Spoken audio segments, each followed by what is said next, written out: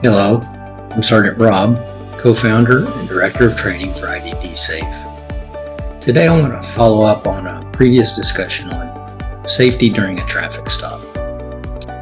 In that video, I presented how to safely pull over and prepare for an officer to approach your driver's window, helping to create a safe environment. Now I want to continue to walk you through this next phase of this type of contact. If you recall, you have your windows down, your radio off, your interior lights on, and you've taken a calming breath while you're waiting with your hands on the steering wheel for the officer to approach. Again, it's natural to be anxious. You and the officer both share this emotional response because of previous experiences or bad videos we've seen and other things like that. It's the responsibility of both you and the officer to prevent the stop from escalating into an argument or a physical contact. Remember, always initiate your 3 C's: communicate, stay calm, and comply. As the officer makes it to your window, be polite and disclose your disability immediately. A statement that can be practiced with your caregiver could be something like, "Hi, my name's Rob. I've been diagnosed with IDD. I have a card to help keep us safe." This is when you should grab your safety visor card and hand it to the officer. This action alone could set the tone of the traffic stop, promoting a positive outcome, because making this disclosure is the first step towards de-escalation. As the officer is reading the card, simply remain calm and use your box breathing techniques. Wait patiently for further discussion or commands from the officer. Compliance is your next job. These are some things the officer might do next.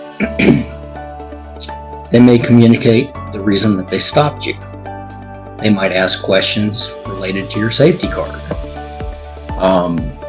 No matter what, just simply listen and answer appropriately. Next, there could be a lawful request for you to step out of the car.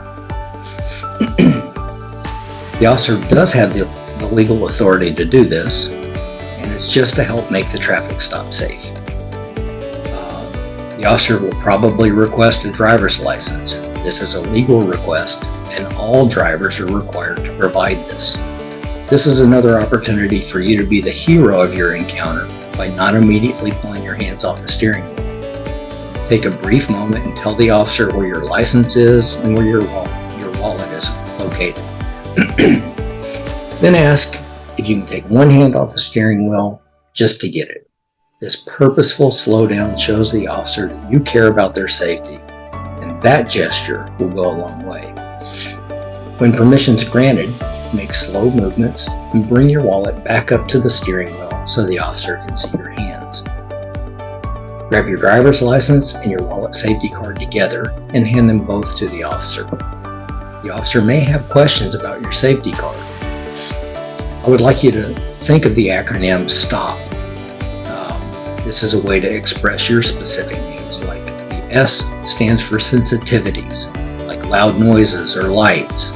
The T is for triggers, or anything that could cause a meltdown, like being touched or self-stimulatory objects being taken away from me. The O stands for others, which is any other person that should be contacted about this stop, like your parent or your caregiver. The P stands for processing. Let the officer know if you need them to repeat questions or give you extra time to respond to some orders. And place your hands back on the steering wheel. Think of that as your safe place. Now, let's go ahead and explore some key points that we can remember during the traffic stop. To help make the stop safer for both you and the officer, there's several things that you can do. If your insurance verification or car registration is requested, repeat the process of asking for permission to get it and tell the officer where it is and move slowly to retrieve it. Remain calm as the officer returns to their car and don't drive away until you're told you're free to leave. Hit the SOS button on your police encounter app so your caregiver gets your GPS location. If the officer comes back with a warning or a citation, you're required to sign it. Don't ask questions about it until you have signed it. If you feel like you've been treated unfairly, don't argue about it on the side of the road. Just make a note of the officer's name and badge number and complain to a supervisor or even file a formal complaint. Remember, the goal is to create a safe environment during the traffic stop. Now, by following these guidelines, you can help ease the officer's concerns and ensure a smoother interaction. Don't forget, we always got to control our emotions during police contacts. Clearly communicate your needs as well as your disability to the officer. By complying with orders, you can help create a safer environment for everyone involved. Now, remember to present your safety visor and your wallet cards. And visit IDD Safe and download the IDD Safe app for more lessons. And as always, be informed, report concerns you have about proper law enforcement to their supervisors, and always stay IDD safe.